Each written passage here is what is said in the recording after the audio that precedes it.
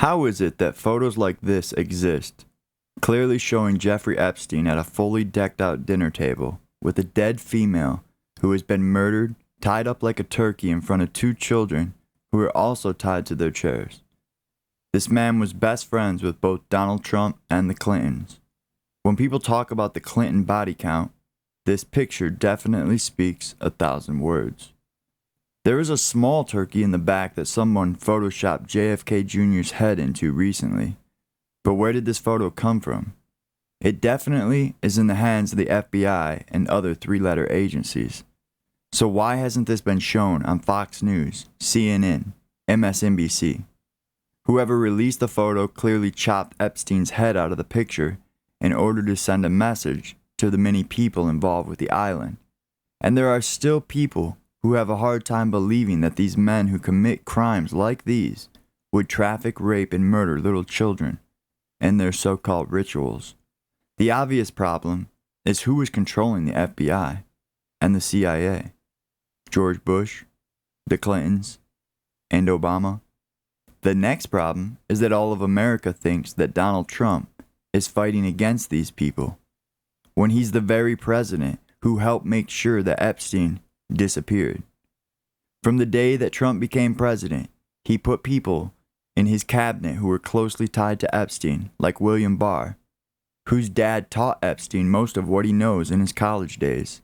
Alex Acosta, who was the U.S. attorney who approved a plea deal for Epstein that allowed Jeffrey to get out of almost every single charge of child sex trafficking and only do a little probation when a normal Joe on the street would have received a life sentence. Why would Donald Trump intentionally choose these people as his closest friends and cabinet members? These are not Photoshop. These are real.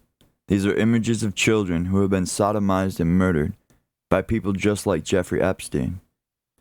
Clearly, child sex trafficking is a problem, but of course the media feeds us nothing but lies and makes up stories on a daily basis about lower-class people in the ghettos getting busted for sex trafficking, rather than shining a bright light on the truth, which is that the problem almost always only exists among the very wealthy and the elite.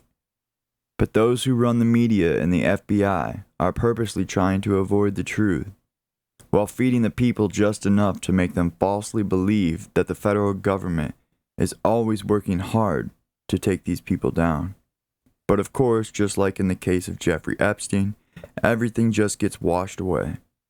It was as if the coronavirus had been locked and loaded by the members of Epstein Island years before these stories surfaced, waiting to be released just in time to save these elite pedophiles and child murderers from facing justice.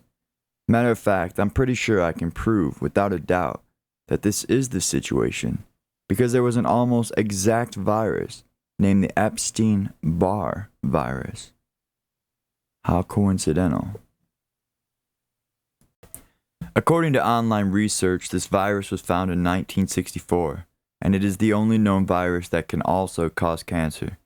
But I have seen endless times where the elites and Google will change the dates and times of something in order to fool the world, and then turn around and call it the Mandela effect.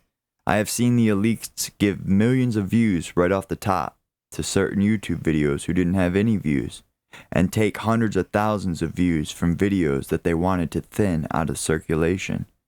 I've seen them post videos and put a false date on it, so that it looked like something was a prophecy when it wasn't. I can show you videos of a hurricane named Aaron that supposedly was right next to New York City on the day of September 11th, 2001. But a dozen other live news recordings from 9/11/2001 didn't say a single word about a giant hurricane just east of New York City on that particular day. The elites have always used miscommunication to keep the people fooled and to get away with their crimes. But all in all, 98% of the posts on the virus were posted around 2014 to 2015, which tells me that this was their first draft of the coronavirus. Something they were going to sell a vaccine to all the people of the world to in exchange for trillions of stolen dollars from every nation into their own pockets, while making the Vatican think that they were hard at work bringing about the New World Order. But that's neither here nor there. What's more important is that we the people don't stop putting the truth out there, because it is far more powerful than we know, and before we know it there will be no more freedom, and the son of perdition will take his place. But I remind anyone who has wasted endless hours of their lives following the news, thinking that choosing right or left makes you some sort of political soldier. You are so wrong. The system was built that way. These so-called Masons praise the checkerboard for that very reason, claiming that they control both sides. But I know who controls both good and evil, and it's not some billionaire putting his hands down a little kid's pants.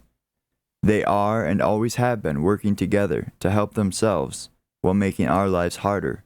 That's old news. But America doesn't rule the free world. We just think it does because we live here. Actually, Rome does.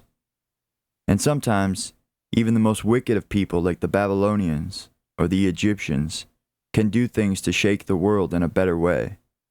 Of course, it always has some double meaning that involves a new world order. But who cares? When we know that it is inevitable anyways. Let's bury these scumbags before we're on the chopping block, because we don't want a credit card number tattooed on the back of our asses.